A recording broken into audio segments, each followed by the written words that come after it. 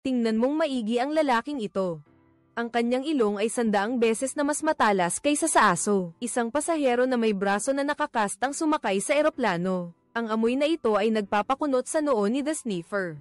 Mabilis niyang naamoy. Ang pasaherong ito ay una munang binalot ang kanyang braso ng bendahe. Pagkatapos ay nilagyan ng plastic coating, naglagay ng isang micro-detonator. Sa labas, nilagyan ng mataas na kalidad na tape para palakasin ang pagsabog ng detonator. Nagdagdag pa siya ng metal frame para palakasin ang pressure ng pagsabog. Mukhang gusto niyang maging bomba para sirain ang eroplano. At ang pagsusuri na ito ng The Sniffer ay tumagal lamang ng 0.1 segundo. Sa sandaling ito, habang dumadaan ang mga pasahero, mas lalong naging sigurado ang The Sniffer sa amoy ng pampasabog na nanggagaling sa kanila. Agad niyang tinawag ang flight attendant at sinabing may terorista sa eroplano na may dalang bomba. Nagmadali ang flight attendant na tawagin ang kapitan.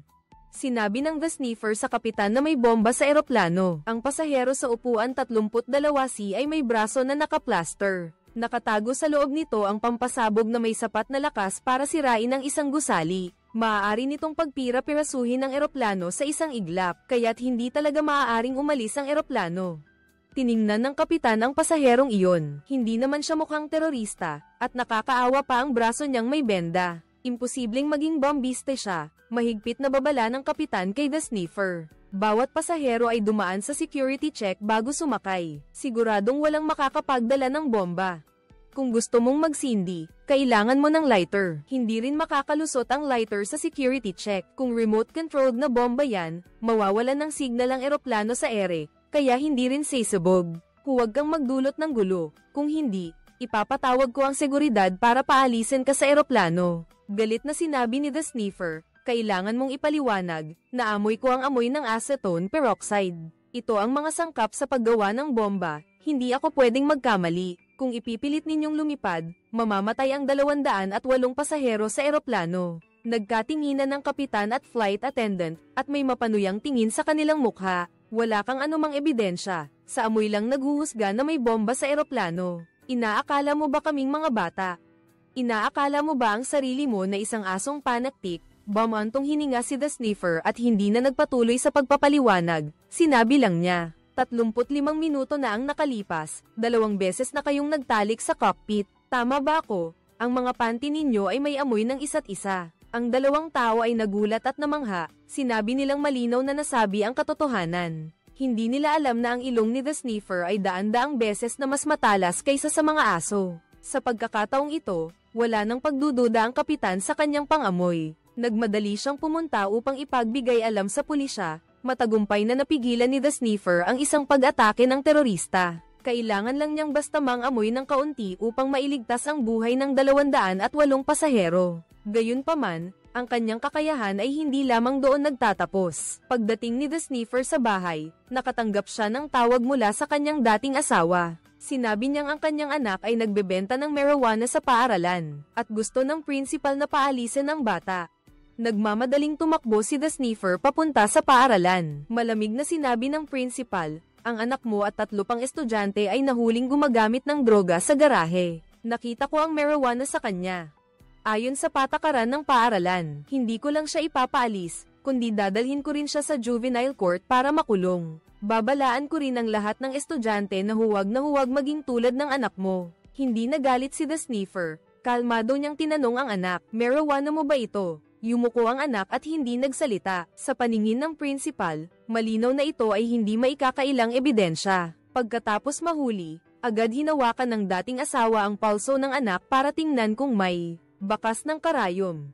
Sinabi ni The Sniffer na pagpasok niya pa lang ay naamoy na niya ang anak na hindi gumagamit ng droga, kundi humihinga lang ng ilang beses. Pagkatapos, tinanggal ni The Sniffer ang sipit sa ilong, nagsuot ng guwantes, at kinuha ang bag ng marijuana gamit ang sipit at inilapit sa ilong. Inamoy niya. Ang pagsusuot ng guwantes ay para hindi masira ang amoy. Naramdaman niya sa pakete ng damo ang amoy ng pangalawang tao. Ito ay isang lalaking estudyante.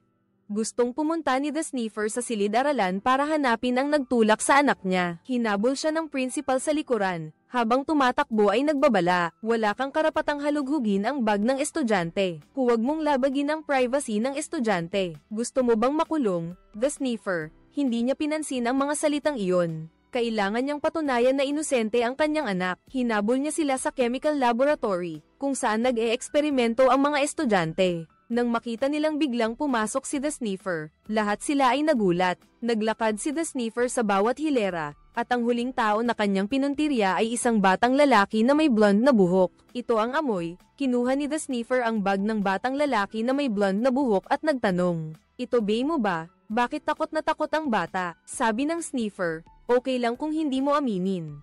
Pagkasabi nito, ibinuhos niya lahat ng laman ng bag sa mesa. Talaga namang may 3 pakete ng marijuana pa na lumabas. Nalaman na siya pala ang malaking supplier ng ilegal na gamot sa paaralan. Sabi ng Sniffer ng malamig, "Principal, pwede mo nang tawagan ng pulis ngayon." Namutla ang principal. Muntik na niyang sirain ang kinabukasan ng isang inosenteng estudyante. Naglakad ang Sniffer papunta sa pinto, bigla siyang lumingon at nagsalita sa principal. Sa totoo lang, hindi ito totoong marijuana, kundi peking mababang kalidad. Nagtawanan ang mga estudyante, naging katatawanan ang principal. Nang makita ng anak na nabunyag na ang lahat, hindi na niya itinago pa. Sinabi niya sa kanyang ama na gusto lang niyang ipagtanggol ang kanyang matalik na kaibigan. Kaya hindi siya nagsalita. Maliliit na bagay lang ang mga ito. Ang tunay na pagkatao ni The Sniffer ay isang detective. Pagkaalis niya sa paaralan, nakatanggap siya ng kaso ng pagpatay sa isang saradong silid. Ang biktima ay ang may-ari ng isang architectural firm. Hindi ginalaw ang pinangyarihan ng krimen. Hindi rin nag-iwan ng fingerprint ang salarin. Si Police Victor, ang investigador, ay naniniwala na ito ay isang kaso na ginawa ng isang kakilala. Dumating si The Sniffer sa pinangyarihan, tumayo sa harap at inamoy ang batang pulis na nakatayo sa tabi. Ang edad niya ay mga 25 hanggang 26, nakatira sa dormitoryo, at mahilig sa maasim na pagkain. Nalasing siya kagabi, uminom ng 56 na degree na whiskey. Nagulat ang batang pulis, "Sinusubaybayan mo ba ako? Bago lutasin ang kaso, kailangan mo nang magpakitang gilas ni The Sniffer. Kung hindi, ituturing siyang baliw, tulad ng sa eroplano." Sa pagkakataong ito, walang nagduda. Dahan-dahang inamoy ni The Sniffer ang gitna ng sala. Ang amoy sa apartment ay nagiging iba't ibang hugis. Sa kanyang paningin, ito ang kanyang natatanging kakayahan, ang pag-iimahe ng amoy. Kapag ang amoy ay pumapasok sa butas ng ilong, nakikipag-ugnayan ito sa olfactory epithelium sa nasal mucosa. Ang olfactory epithelium na ito ay parang isang sensor. Ihahatid nito ang amoy sa utak sa pamamagitan ng olfactory nerve. Ang ilang olfactory nerve sa utak ay parang isang processor. Responsable ito sa pagkilala ng impormasyon ng amoy. Sa huli, ang amoy ay nagiging imahe sa paningin ni The Sniffer. Naghinuha si The Sniffer na ito ay isang kaso ng pagpatay. Mayroon umanong digitoxin ang kape na ininom ng biktima bago siya mamatay. Ito ay gamot para sa sakit sa puso, ngunit kung sobra ang dosis, magdudulot ito ng cardiac arrest. Naamoy ng The Sniffer ang sigarilyo sa sofa, ngunit ang biktima ay may sakit sa puso at hindi kailanman nanigarilyo. Ang amoy ng sigarilyo na ito ay tiyak na nagmula sa salarin. Batay sa paggalaw ng amoy ng sigarilyo, hinuhulaan ng The Sniffer na lalaki ang salarin. Siya ay nasa edad 45 hanggang 50 at sinusubukang tumigil sa paninigarilyo dahil naamoy niya ang nicotine patch sa kanang braso ng salarin. Ang nicotine patch ay ginagamit sa pagtigil sa paninigarilyo. Sa huli, ninakaw ng salarin ang malaking wallet ng biktima na naglalaman ng mga €500 na pera. Ang perang ito ay inimprenta ng isang bangko sa Berlin, dahil gumamit sila ng aluminum oxide compound sa paggawa nito. Hinala ni The Sniffer, ito ay isang pagpatay dahil sa pera. Bukod pa rito, naamoy ni The Sniffer na madalas pumunta ang salarin sa isang silid na may dingding na gawa sa asin dagat, na karaniwan sa Ukraine, na nakakalinis ng trachea at nakakatulong sa mga naninigarilyo. Kaya, kapag nahanap ang silid na ito na may asin, mahuhuli ang salarin. Nang matapos si The Sniffer at paalis na sana pauwi, isang pasang gala ang nahulog sa kanyang kondongan. Agad na inatake ng allergy sa pusa si The Sniffer at nagkaroon ng allergic rhinitis. Nagmamadali siyang umuwi para magpatak ng gamot nang tumawag si Police Victor. Sinabi niyang mayroong mahigit 500 ganoong salt room sa buong lungsod. Kapag natapos ang paghahanap, nakatakas na ang salarin. Sinabi ni The Sniffer na inaatake siya ng rhinitis at hindi siya makakalabas ng bahay nang hindi bababa sa 3 araw. Sinabihan niya si Police Victor na mag-isip ng sarili niyang paraan. Walang human sniffer dog si Police Victor na makakatulong. Kaya, kinailangan niyang magsimula sa financial director ng biktima. Sinabi ni The Sniffer na may kinalaman sa pera ang kasong ito. Natuklasan na nawala ng 2 million euros ang kumpanya ng arkitektura. Sinabi ng direktor na hindi niya alam kung paano ito nawala dahil noong nangyari ang krimen, nasa bar siya kasama ang 4 na babaeng entertainment. May malinaw na ebidensya ng alibay, kaya't muli na namang natigil ang investigasyon. Ang pulis na si Victor ay maaari lamang nadalhin si The Sniffer sa doktor. Gusto niyang mabilis na gumaling si The Sniffer para makapagpatuloy sa investigasyon. Ngunit ang pinakakinamumuhian ni The Sniffer ay ang pagpunta sa doktor. Sa bawat pagbisita, ilang gamot para sa allergy ang inirereseta. Tinatrato lamang ang mga sintomas, ngunit hindi ang ugat ng problema. Pero ang babaeng doktor na ito ay kakaiba. Sinilip lang niya ang ilong gamit ang flashlight at agad niyang nahinuhan na madalas siyang gumagamit ng pang-ipit sa ilong at allergic sa pusa. Ang lining ng ilong niya ay iritado na ng gamot sa allergy, hanggang sa damyugo. Medyo nagulat si The Sniffer na makatagpo ng isang matalino at mahilig maghinuha tulad niya. Hindi niya napigil ang hamanin ito. Sa edad na 35, nabubuhay siyang mag-isa. Wala siyang anak, walang alagang hayop, at madalas lumangoy sa swimming pool na may labis na chlorine. Mahilig din siyang uminom ng matapang na kape at madalas kumain ng isang uri ng pagkaing bilog, na sa tingin ko ay tsokolate. Kahit na inaatake ako ng rhinitis, mas matalas pa rin ang pang-amoy niya kaysa sa ordinaryong tao. Makalipas ang 10 beses na pagreseta ng doktor sa kanya. Pagkatapos ng nebulizer treatment, natanggap ni The Sniffer ang pangalawang kaso ng pagpatay. Ang biktima ay ang dating financial director na namatay sa pamamaril. Nang makita ng matandang forensic doctor si The Sniffer sa crime scene, umiling siya. Hindi siya makapaniwala na may taong makakalamang sa kanyang 20 taong karanasan gamit lang ang pang-amoy. Pinag-amoy lang ni The Sniffer ang kamay ng biktima at nahulaan niyang iisa ang salarin. Ang kamay ng financial director ay humawak sa handbag. Naglalaman ng malaking halaga ng pera mula sa nakaraang kaso, ang bag na kinuha ng salarin. Ang kanilang mga kamay ay may amoy ng titanium dioxide, isang amoy na karaniwang matatagpuan sa mga bala ng paintball. Ito ay nagpapahiwatig na ang salarin o ang financial director ay madalas maglaro nito. Inamoy ni The Sniffer ang trunk ng kotse at ang katawan ng biktima. Ang forensic expert na nakatayo sa tabi ay natulala habang nakikinig sa conclusion ni The Sniffer. Ang bag ay pag-aari ng salarin dahil walang amoy ng titanium dioxide sa kotse ng financial director. Ang katotohanan ay napakalinaw, ang financial director at ang salarin ay kasabwat. Itinago niya na ninakaw ng salarin ang pera at pinatay ang amo. Pagkatapos ay bumalik upang mangikil, ngunit pinatay ng salarin upang manahimik. Ang susunod na hakbang ay hulihin ang salarin. Naamoy ni The Sniffer ang amoy ng papel, scrap at ang kakaibang amoy ng plastic sa bag. Sa buong lungsod, mayroon lamang isang paintball club, na bukas sa tabi ng isang bodega ng papel at scrap. Agad silang pumunta doon.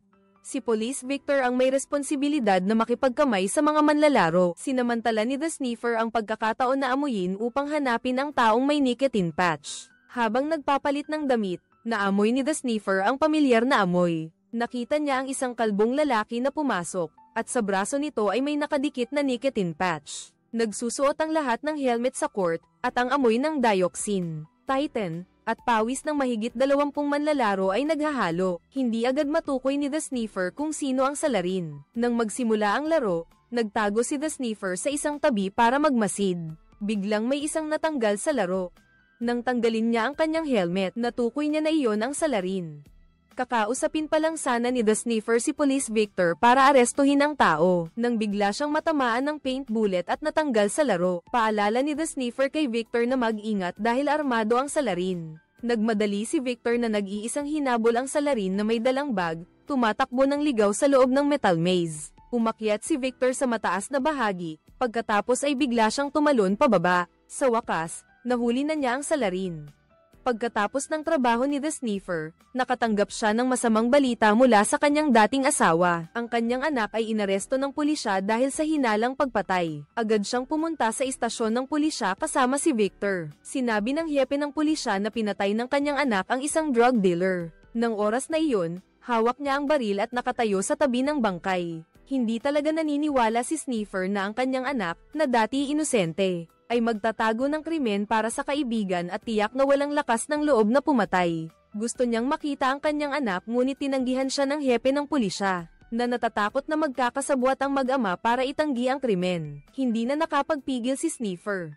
Tinanggal niya ang kanyang nose clip, huminga ng malalim at sinabi, ang lalaking 45 taong gulang ay hindi naninigarilyo, walang asawa o anak, dahil mas mahal niya ang mga bubuyog na inaalagaan niya kaysa kaninuman. Nagulat ang hepe ng pulisya nang mapagtanto na siya ay isang sniffing dog. Ang kilalang detective na si The Sniffer ay humiling na imbestigahan ang kasong ito. Ngunit matigas pa rin ang pagtanggi niya na payagan si Steve na makita ang kanyang anak. Wala nang ibang paraan si Steve kundi ang palihim na pumunta sa pinangyarihan ng krimen kasama si Victor. Narinig ng matandang kapitbahay ang ingay at palihim na sumilip mula sa silaipan. Nang makita ni Victor na may sumisilip, agad niyang tinakpan ng tape ang silaipan. Ang pag-imbestiga nila sa kaso ng walang pahintulot ay paglabag sa batas. Kinuha ni Police Victor ang kanyang pangbukas ng kandado. Pagkatapos ay ginamit ang singaw para tunawin ang pandikit at alisin ang selyo. Ginaya pa niya si The Sniffer, inamoy-amoy, at sinabing gawa sa puting papel ang selyo.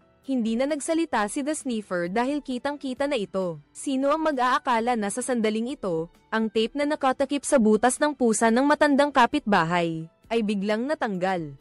Malinaw niyang nakita ang ginawa ng mga ito. Agad siyang tumawag ng pulis. Sa oras na ito, nakapasok na ang dalawa sa bahay. Inamoy ni The Sniffer ang gitna ng sala, at lumabas ang larawan ng amoy. Ang kanyang anak ay narito nga noong nangyari ang krimen. Ngunit hawak niya ang baril at nakahiga sa lupa, tila nawala ng malay. Muli siyang huminga ng malalim at naamoy ang amoy ng hepe ng pulisya. At 2 medikal na tauhan ang dumating, na normal lang. Siyempre, dumating ang pulis para imbestigahan ang pinangyarihan. Pero may naramdaman pa rin siyang mali. Sa ikatlong pagkakataon, huminga siya ng malalim para alisin ang mga hindi kaugnay na amoy. Natuklasan niya ang amoy ng pangalawang taong may baril. Ang taong may baril ay lalaki, mga 35 hanggang 37 taong gulang. Dahil sa sobrang gulo ng amoy sa pinangyarihan, hindi matukoy ng The Sniffer kung nagpaputok ba ang taong iyon o hindi. Naamoy niya ang bawal na sangkap sa likod ng isang floor lamp. Ang paghuhusga dito ay nagtatago ng 3 kilo ng droga, kaya ang hinala ay ang salarin ay pumatay para sa droga. Pagkatapos ay isinisi sa anak niya para ilihis ang investigasyon. Pagkatapos umalis ng dalawa, nalaman ng hepe ng pulis mula sa matandang kapitbahay na sila ay nag-imbestiga ng kaso ng walang pahintulot, kaya agad niyang tinawagan ang nakatataas ni Victor para pigilan silang magpatuloy sa investigasyon, at ang investigasyon ay muling nauwi sa wala. Si The Sniffer ay nag-aalala sa bahay kaya hindi siya makatulog. Ang kanyang dating asawa ay araw-araw umiiyak. Noong araw na iyon ay biglang may dumating na lalaking kalbo. Sinabi ni The Sniffer na kasama niya sa kulungan ang anak nito. Sinabi niyang alam niya kung sino ang salarin, at gusto niya ng $1,000 na bayad. Nang amuyin ni The Sniffer ang lalaki, talagang naamoy niya ang anak niya, kaya kinuha niya ang pera. Habang abala si The Sniffer, lihim na kumuha ng pilak na tasa ang kalbong lalaki. Nang lumabas si The Sniffer, binigyan niya lang ito ng $900. Nagpakita ito ng pagkadismaya. Diretsyong sinabi ni The Sniffer na ang tasa na ninakaw niya ay nagkakahalaga ng $100. Sapat na ang perang iyon. Walang nagawa ang kalbong lalaki, kundi isauli ang tasa. Ibinigay ni The Sniffer ang natitirang pera. Sino ang mag-aakala na sa susunod na sandali, biglang sinuntok ng kalbo si The Sniffer gamit ang kanyang ulo, at pagkatapos ay ninakaw ang lahat ng pilak na tasa. Nang matuklasan ito ni Police Victor, agad niya itong dinala sa ospital. Tinulungan siya ng babaeng doktor na linisin ang dugo sa kanyang ilong. Nagkatinginan sila, at agad na naramdaman ni The Sniffer ang pagkabighani, kaya hinawakan niya ang maliit na kamay nito. Ngunit napansin niyang hindi niya maamoy ang pabango nito. Kinuha ng babaeng doktor ang orange sa tabi, at hindi rin niya maamoy. Ang nakakainis na kalbo na iyon ang Samira sa kanyang ilong. Nahanap ni Police Victor ang address ng kalbo, at naghandang arestuhin siya para tanungin kung sino ang salarin. Ngunit nang dumating sila, natagpuan nila siyang patay na sa bahay. Muling naputol ang bakas. Ipinagpalagay ni The Sniffer na ang paglitaw ng kalbo ay para sirain ang kanyang pangamoy at hadlangan ng investigasyon. Ang mas nakakagulat pa, sa pamamagitan ng ballistic test, natukoy ng pulisya na ang anak ni The Sniffer ang salarin. Pagkatapos nito, nakatanggap ng tawag si Police Victor. Sinabi na sa araw ng krimen, ang hepe ay hindi pumunta sa pinangyarihan, kundi nagpadala ng ibang investigative team. Agad na naunawaan ni The Sniffer na ang pangalawang taong may hawak ng baril na naamoy niya kanina Ang baril sa kamay nito ay dapat pagmamayari ng hepe. Iyon ang dahilan kung bakit sa simula ay inakala niya na ang hepe ay naroon din sa pinangyarihan. Alam ng hepe na ang kanyang ilong ay may kakayahang makatuklas ng kanyang lihim, kaya sinadya niyang magpadala ng tao para sirain ang pang-amoy nito. Siya ang tunay na salarin na pumatay. Ang drug dealer ay kailangan lang makahanap ng droga para mapatunayan ang kanyang kaso. Kahit pansamantalang nawala ang pang-amoy ni The Sniffer, matalas pa rin ang kanyang isip. Alam niya na ang hepe ng pulis ay may farm ng mga bubuyog. Malamang na doon nakatago ang droga. Pagkatapos, pumunta sila sa isang hacker, nagsuot ng wig, at nagpanggap na turista. Pumunta sila sa bee farm, sinamantala ang pagkakataon na mag-tour habang nag-i-install ng surveillance camera. Pagkatapos, ginamit nila ang mga bubuyog para basagin ang bintana, na nagtulak sa mga kapitbahay na tawagan ang hepe ng pulis. Nanakawan na ang bee farm niya, at sa puntong ito, tapos na rin ang hacker sa pagkonekta ng surveillance camera. Sumunod ay ang sandali ng paghihintay para sa hepe ng pulisya na makatanggap ng isang nagmamadaling mensahe mula sa ibang lugar. Pagbalik niya, hindi siya pumasok sa bahay kundi dumiretso sa tabi ng pugad ng bubuyog. Binuksan niya ang isang kahon ng bubuyog at sinuri ang pakete ng droga. Habang papalayo, hindi niya sinasadyang natuklasan ang camera. Agad niyang naintindihan na siya ay natrap dahil sa isang surveillance camera na walang imahe dahil sa mahinang signal. Hindi napansin ng The Sniffer at ng iba na ang hepe ng pulisya ay papalapit sa kanila. Pagkatapos makakalap ng ebidensya at naghahanda ng umalis, hinarang sila ng hepe ng pulisya. Dahil hawak niya ang baril kaya hindi sila nang ahas lumaban. Sa kabutihang palad, dahil sa mabilis na pag-iisip ng hacker, nakalibot siya sa likuran ng hepe ng pulis. At biglang may kahon na lumikha ng ingay, sa sandaling lumingon ang hepe ng pulis para tingnan si The Sniffer. Agad siyang sumugod at pinabagsak siya, pagkatapos ay nagsagawa ng malawakang investigasyon ang pulisya. Sa wakas, lumitaw ang katotohanan, ang hepe ng pulis ay palaging nagtatakip sa mga nagbebenta ng droga. Para makakuha ng pera para sa proteksyon,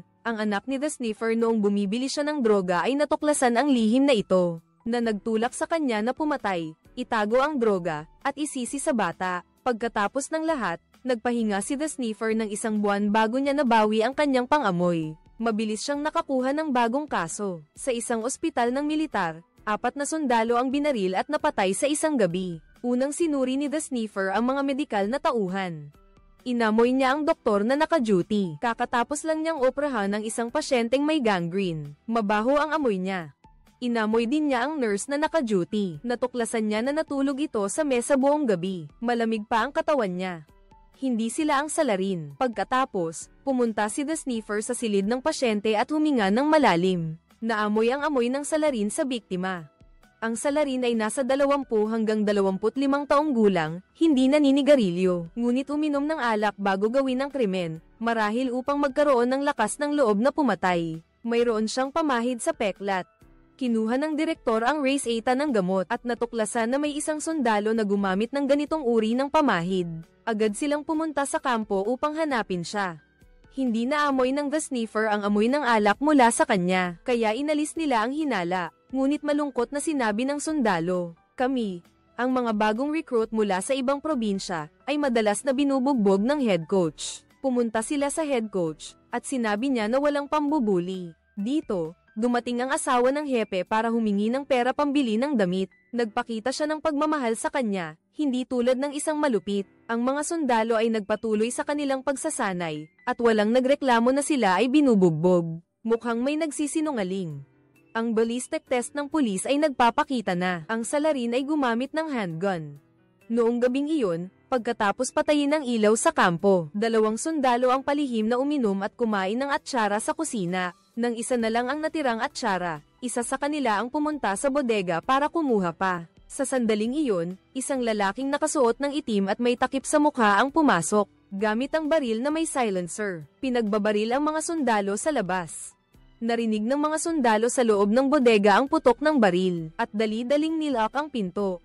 Dahil hindi mabuksan ng salarin ang pinto, binaril niya ito para sirain ang lock. Nang dumating ang mga nagpapatrulyang sundalo, nakatakas na ang salarin. Ang tanging naiwan ay ang sundalong binaril na nakahandusay sa lupa. Ang salarin ay malayang nakapasok sa kampo. Tiyak na may shortcut.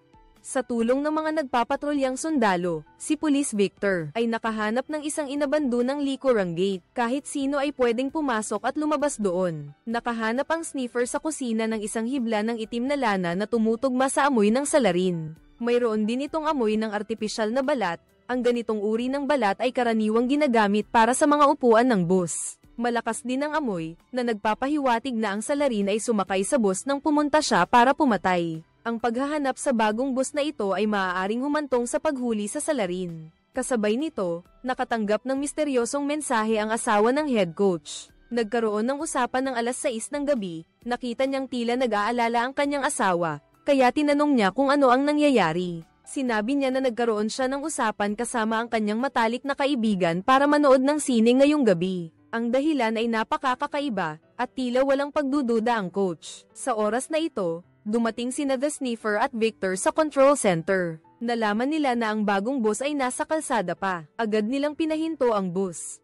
Agad na tinanong ni Victor ang driver, nakakita ka ba ng isang lalaking may itim na bandana kagabi? Naalala nga ng driver ang taong iyon, dahil ang salarin ay nakatakip ang mukha ng bandana at napakapansinin ng suot. Batay sa lugar kung saan bumaba ang salarin, natagpuan nila ang bahay nito. Pero sa loob, walang tao.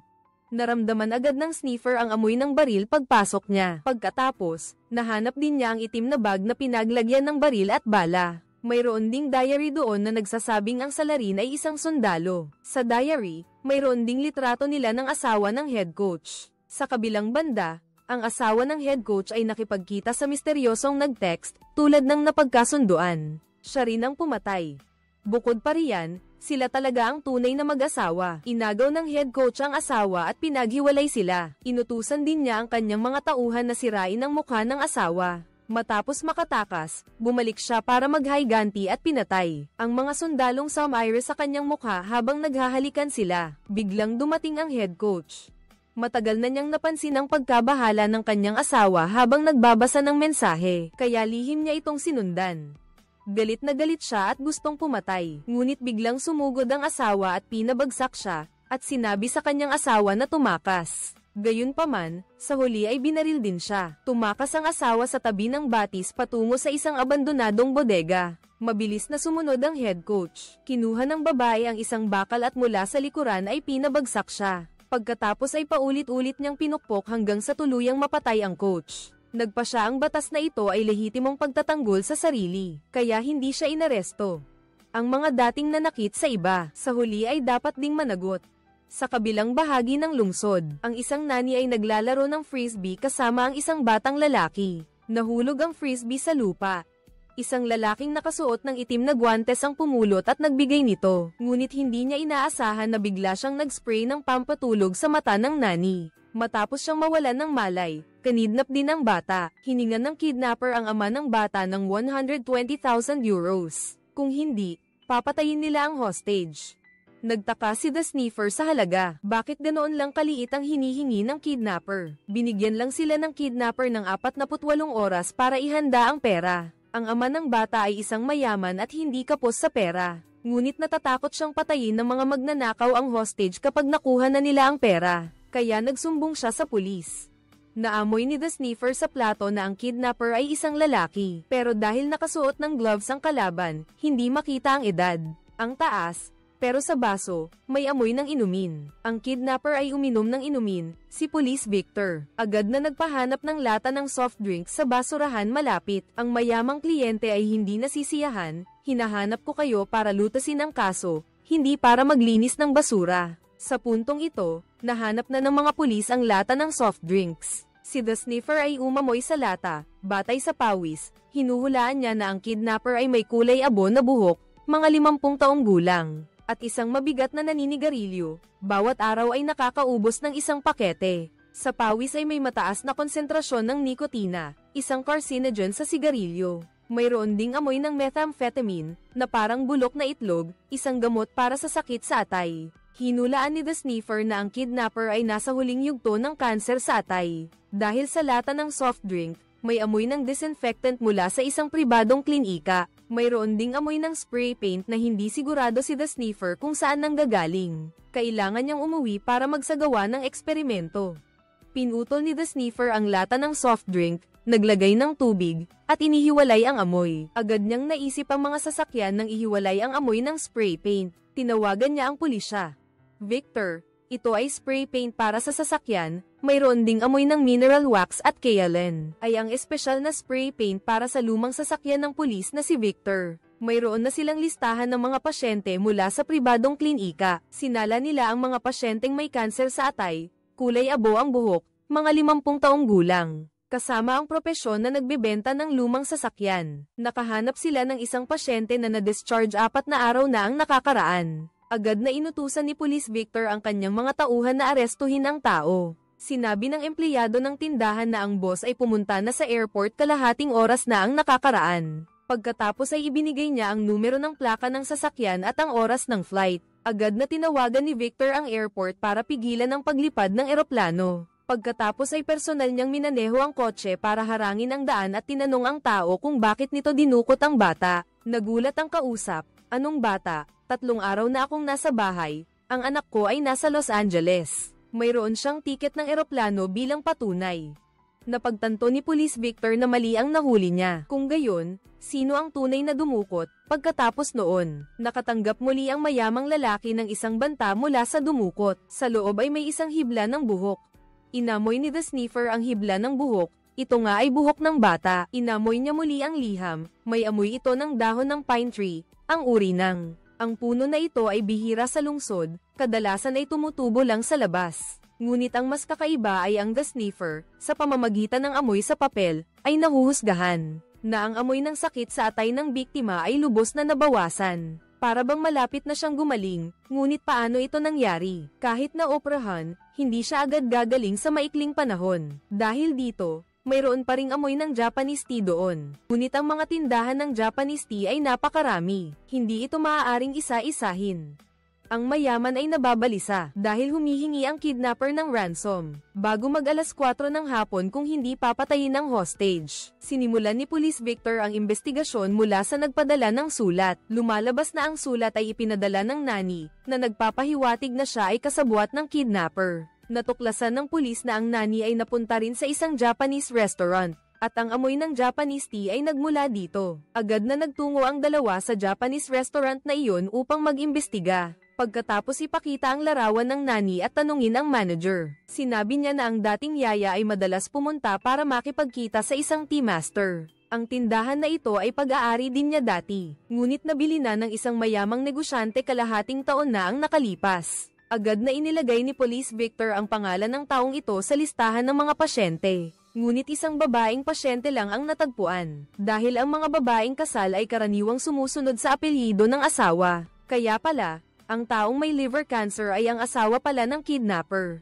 Agad silang pumunta sa pribadong klinika ngunit nalaman nilang na-discharge na ang babaeng pasyente. Pero swerte silang nakahanap ng hairpin na The Sniffer. Nakatuklas ng amoy sa plato at sa sobra. Parehong nagmula sa pasyente. Kasabay ng pag-alis nila, agad na tinawagan ng manager ng Japanese restaurant ang bilyonaryo. Agad niyang nalaman na ang dating kalaban pala niya ang kidnapper. Gayunpaman, walang nakakaalam ng address niya. Tanging ang nani lang ang nakakausap niya. Agad na pinuntahan ng bilyonaryo ang nani para pilitin itong sabihin ang address. Ngunit hindi siya nagsalita, kasabay nito ang telepono ng nani. Nangyari pala, ang tumawag ay ang kidnapper. Agad na pinahanap ng mayamang lalaki ang lokasyon ng numero. Pagkatapos, natagpuan din ni The Sniffer at Victor ang lugar. Sa puntong ito, hindi na kailangang itago ng nani ang katotohanan. Nalaman niyang ang kanyang ama at ang kidnapper, at ang mayamang lalaki ay dating magkasosyo sa negosyo. Nang maglaon, lumago ng husto ang negosyo ng lalaki. Pinilit niya ang ama ng nani at ang kidnapper na ibenta ang kumpanya sa pinakamababang presyo sa kanya.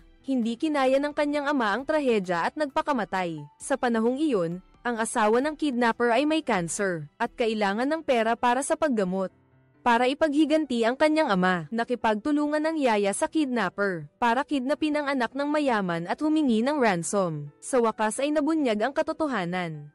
Ang kidnapper ay nag-book ng 2 tiket sa eroplano at nagmamadaling ayusin ang pag-alis ng kanyang asawa at anak, ngunit dumating ang mayaman sa tamang oras.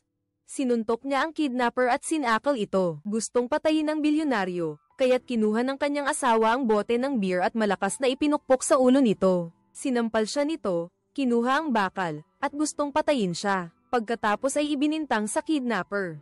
Sa sandaling ito, dumating si The Sniffer at si Police Victor upang pigilan ang trahedya. Kinaumagahan, si The Sniffer ay nagkakape sa bahay. Biglang tumunog ang doorbell. Nakatanggap siya ng isang misteryosong pakete. Walang impormasyon ng nagpadala. Pagbukas nito, mayroong isang kahon na naglalaman ng isang panulat at isang piraso ng papel. Kinuha ito ni The Sniffer at inamoy, ngunit wala siyang naamoy. Kakaiba ito, binuksan niya ang papel at nakita niyang 3 salita lang ang nakasulat doon. Tulungan siya. Tinawagan ng Sniffer ang pulis na si Victor para humingi ng tulong. Bagaman walang amoy ang sulat, ang pilak na panulat ay may amoy. Nagmula ito sa isang babaeng blonde, mga 25 hanggang 30 taong gulang. May amoy din ang panulat mula sa kerahan ng kabayo at pera. Napabulala si Victor. Ang galing naman ng pagkakataon. 15 minuto lang ang nakalipas. Natagpuan ng pulis ang bangkay ng isang babaeng binaril sa kerahan ng kabayo. Agad silang pumunta sa kerahan para mag-imbestiga. Inamoy ni The Sniffer ang bangkay, ngunit nagtaka siya dahil walang amoy ng ibang tao rito. Habang naguguluhan siya, biglang tumawag ang salarin kay The Sniffer at sinabi, "Ang pagkamatay niya ay dahil sa iyo. Lubos mo akong binaygo, ngunit marahil ay may oras ka pa para iligtas ang pangalawa." Galit na galit si The Sniffer. Malinaw na siya ang target ng salarin, ngunit hindi niya alam kung ano ang layunin nito. Natagpuan ni Police Victor ang pangalawang kahon sa pinangyarihan. Inamoy ito ni The Sniffer ngunit wala pa ring amoy. Sa loob ng kahon ay may papel at panulat, at nakasulat doon, nasa malapit lang siya.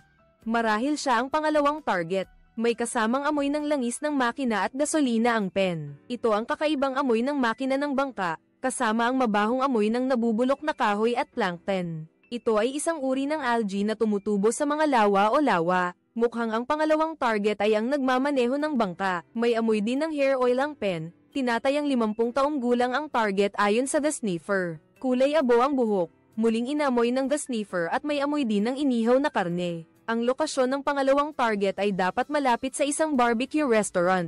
Agad na pumunta ang 2 tao sa pinakamalapit na lokasyon na may lawa, bangka, at barbecue restaurant, at tinanong ang may-ari ng kumpanya ng bangka. Sa wakas ay nalaman niya ang kinaroroonan ng target. Gayunpaman, sa loob ng bahay, maliban sa isang aso, wala namang ibang tao. Sa huli, natagpuan ni The Sniffer ang pangalawang target na patay sa isang maliit na bangka. Tulad ng dati, wala ring amoy ng ibang tao sa biktima. Maaaring ang salarin ay isang taong dating ikinulong ni The Sniffer. Ngayon ay naghihiganti sa iyo sa maling oras.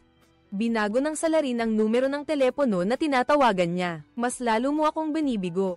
Bibigyan kita ng isa pang pagkakataon. Kung hindi mo mailigtas ang pangatlong tao, tiyak na pagbabayaran kita. Ayaw nang maging pasibo ni The Sniffer, kaya pumunta sila sa post office para hanapin ang impormasyon ng nagpadala. Pero wala silang nakita. Parang bigla na lang lumitaw ang package. Hindi rin masubaybayan ang numero ng telepono dahil iba-iba ang ginagamit ng salarin. Para masiguro ang kaligtasan ni The Sniffer, binantayan siya ni Police Victor at ng kanyang bodyguard 24 na perpito. Di nagtagal, dumating ang ikatlong kahon. Wala pa ring amoy sa papel, pero ang amoy sa panulat ay nagpapahiwatig na ang ikatlong target ay babae. Mga 30 hanggang 35 taong gulang, may amoy ng propylene glycol at monocloramine. Ang propylene glycol ay ginagamit sa paggawa ng antifreeze. Ang monocloramine ay isang malakas na deodorant. Ang makapal na deodorant ay gawa mula rito. Pinagsama ang mga pahiwatig na ito, ipinapalagay ni The Sniffer na ang target ay nagtatrabaho sa ice rink. Ang makapal na skate ay gumagamit ng deodorant sa loob. Mayroon ding kakaibang amoy ng briar sa panulat, isang uri ng kahoy na ginagamit sa paggawa ng pipa. Kung saan may pipa at ice rink, tiyak na isang shopping mall. Agad na natukoy ng pulisya ang lokasyon at dinala si The Sniffer doon. Mabilis nilang napansin ang counter ng pagpaparenta ng skate. May isang babaeng blonde na katrabaho ni Police Victor para bantayan ang mga taong dumadaan sa paligid. Sa pagkakataong ito, gusto nilang mahuli sa akto ang salarin. Pero sino ang mag-aakala na tatawag ang salarin at sasabihing, "Masarap ang pizza, di ba?" Lalo nang nawawalan ng silbi ang ilong mo dahil mali ang pinaghanapan mo. Mukhang mamamatay din ang ikatlong taong ito dahil sayo. Pagkatapos ng mga salita, umalingaw-ngaw ang isang sigaw sa shopping mall. Nagmadaling tumakbo ang mga pulis at nakita ang isang empleyado na nakatakip ang bibig. Nakatapon sa sulok ng dingding. Siya ang electrician ng shopping mall. Kinuha ng salarin ang uniforme niya at isinuot, pagkatapos ay pumunta sa The Sniffer Beauty Salon. Ngayon lang nag-react si The Sniffer. Ang propylene glycol ay ginagamit din sa industriya ng kagandahan. Agad silang tumakbo at natuklasan na ang ikatlong target ay pinatay. Sa tabi ng bangkay ay may isang kahon.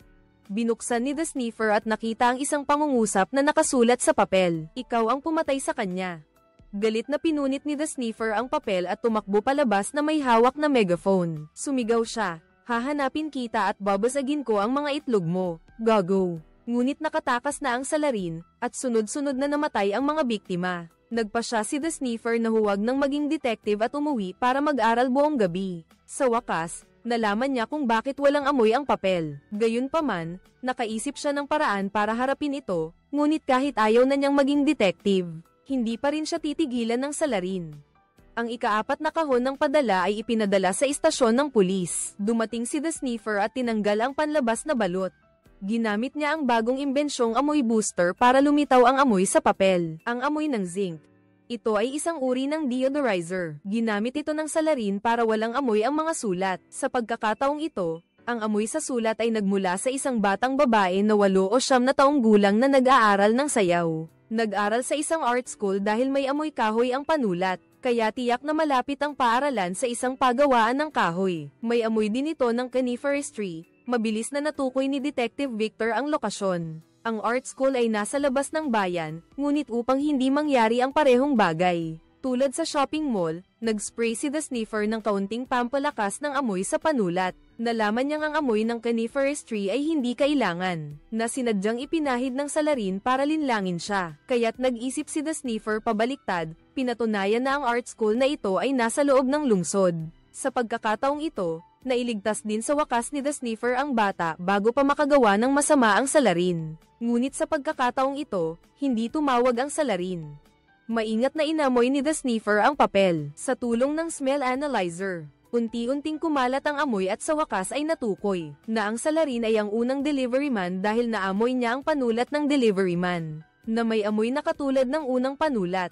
Agad na natukoy ng pulis na si Victor ang address ng salarin. Ngunit nang dumating sila, nakatakas na ang salarin. Gayunpaman, nakita nila sa dingding ang mga poster ni The Sniffer na may butas sa mata at ilong. Mukhang galit na galit siya sa iyo ngayon. Sa wakas, tumawag na rin ang salarin sa pulis. Kasabay nito, pinahanap niya sa hacker ang lokasyon ng salarin. Sa gabay ng salarin, nakuha ni The Sniffer ang ika-5 panulat. Inamoy niya ito at nagulat siya na ito pala ang babaeng doktor na nagamot sa kanyang rhinitis. Agad na hindi na nakapagpigil si The Sniffer.